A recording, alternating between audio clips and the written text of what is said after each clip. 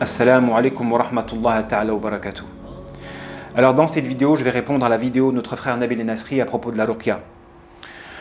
Bien que 90% de sa vidéo contient des vérités, à savoir le fait qu'il existe effectivement des raqis qui sont incompétents et qui peuvent mettre en danger la vie de leurs patients, il est important à mon sens de mettre le doigt sur les 10% qui restent et qui contiennent des faussetés, à savoir la question de la promotion de la psychiatrie.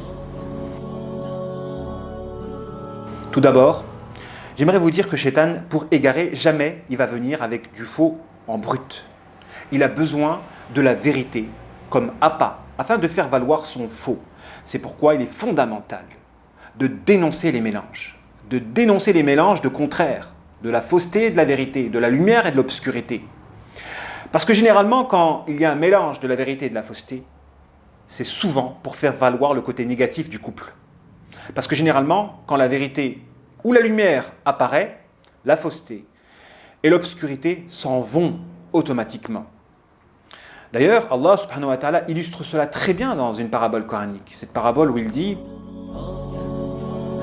بعد أعوذ بالله من الشيطان الرجيم أنزل من السماء ماء فسالت أودية بقدرها فاحتمل السيل زبدا رابيا ومما يوقدون عليه في النار ابتغاء حلية أو متاع زبد مثله كذلك يضرب الله الحق والباطل فأما الزبد فيذهب جفاء وأما ما ينفع الناس فيمكث في الأرض كذلك يضرب الله الأمثال.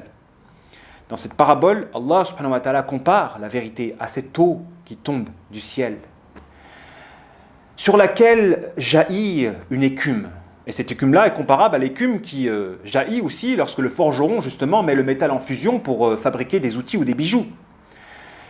À travers cette parabole, Allah veut mettre en évidence que la vérité, c'est quelque chose qui reste et qui est utile, donc qui est irréfutable.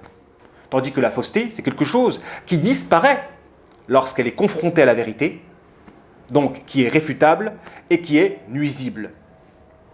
Donc à travers cette parabole-là, il est important de mettre en relief le fait qu'un discours, quand il est réfutable et qu'il porte plus de nuisances que de choses profitables, alors c'est un discours qui est faux. D'où la nécessité de faire attention au discours qui mélange la vérité et la fausseté et à travers lequel la fausseté est promue.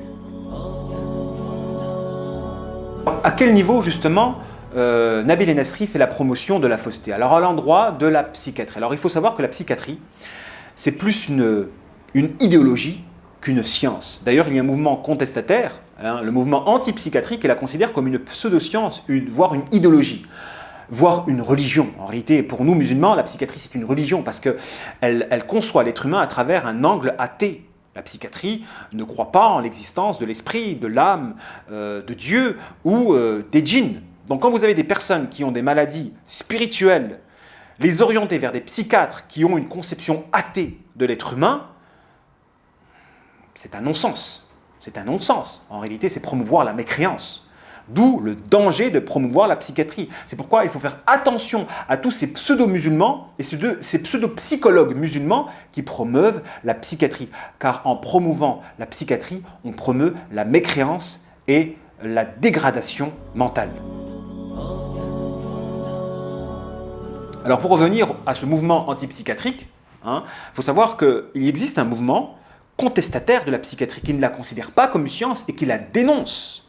Et ils vont faire une critique de la psychiatrie à travers trois principaux postulats. Alors, le premier postulat pour eux, c'est qu'il n'existe aucune preuve clinique de maladie pour l'esprit. Il n'y a aucune preuve. D'ailleurs, la catégorisation des maladies se fait par un vote de quelques 3000 médecins.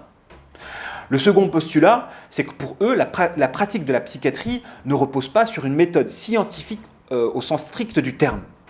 Et le troisième postulat, selon eux, c'est les traitements. Donc les traitements par les médicaments qui pour eux sont plus des lobotomies chimiques qu'un traitement médicamenteux utile.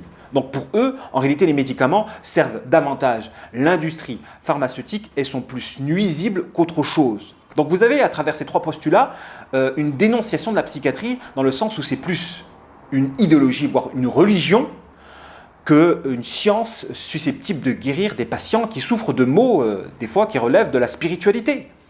Donc quand vous avez un musulman qui promeut la psychiatrie à travers sa dénonciation du charlatanisme à l'endroit de la ruqya, c'est une totale contradiction dans le discours. il vient avec des vérités pour faire valoir de la fausseté, voire de la mécréance. Alors méfiez-vous de ces psychologues à consonance musulmane qui promeuvent justement la psychiatrie derrière laquelle se trouve une catastrophe pour le cœur, pour la foi et pour le mental. Wassalamu alaikum wa rahmatullahi ta'ala wa barakatuh.